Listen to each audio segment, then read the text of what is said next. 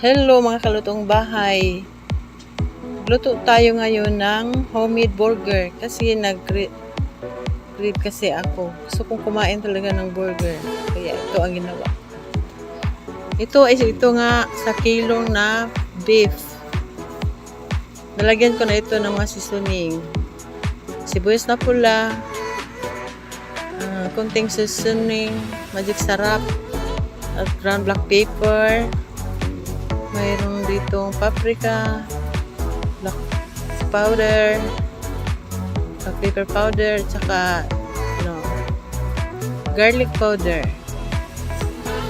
Naglagay din ako ng liquid seasoning.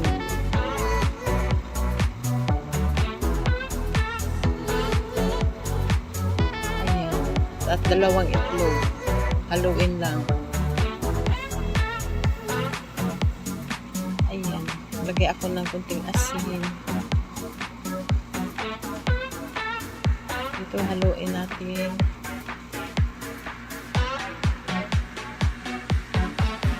Madali lang to, mga 6 minutes lang to mga kalutong bahay.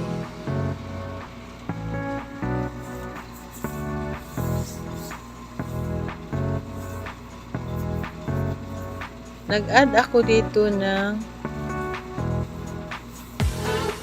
breadcrumbs na 3 kutsara para binder sa ating patty. Ayan, kamay ko na lang gamitin kasi para mahalo ng mabuti. At tapos ng mahalo,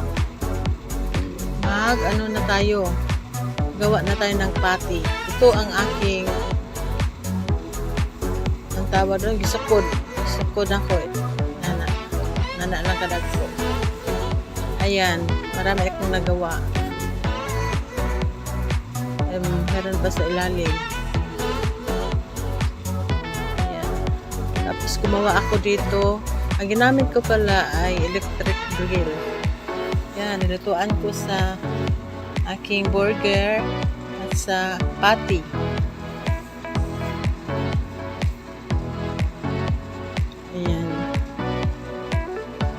Ayan ang patty.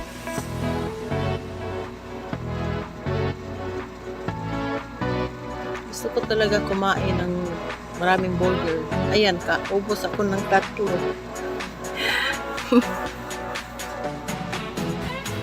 Nag-crave talaga ako nito. Kaya isipan kong gagawa talaga ako ng maraming burger. Marami rin nakakain. Yan, ito na una kong gawa.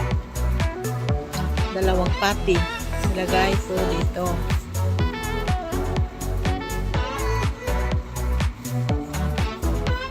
Sana gustuhan niyo itong aking ginawa ngayon mga kalutong bahay. Ayan. Lagyan ko na ng laman. Dressing. May 3 variant ito mga kalutong bahay. Hindi ko lang napakita kung ano yun.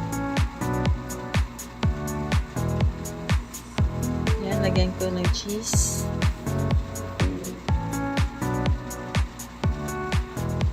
Kamatis. 1 pirasong hiwa ng kamatis. Kasi ayoko ng maraming kamatis. Tsaka yung white na sibuyas. Niluto ko lang dyan sa grill. Tsaka yung lettuce.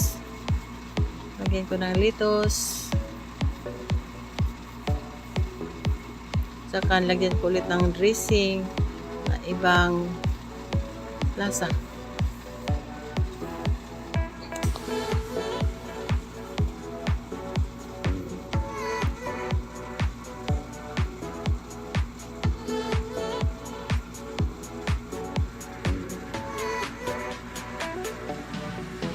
Hello mga kalutong bahay, shout out.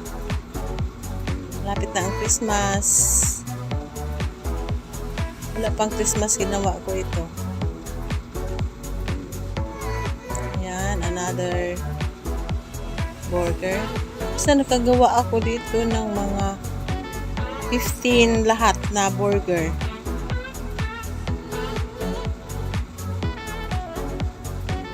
14 or 15.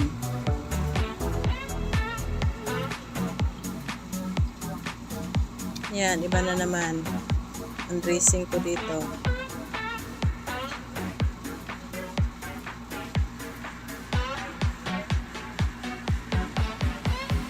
Yan, may pipino rin. Cheese. Nadurog talaga yung aking cheese. Dali kasing nadurog.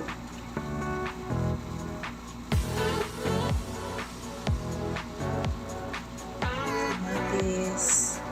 Isang peraso. Meron ding ginawa dito na walang pipino.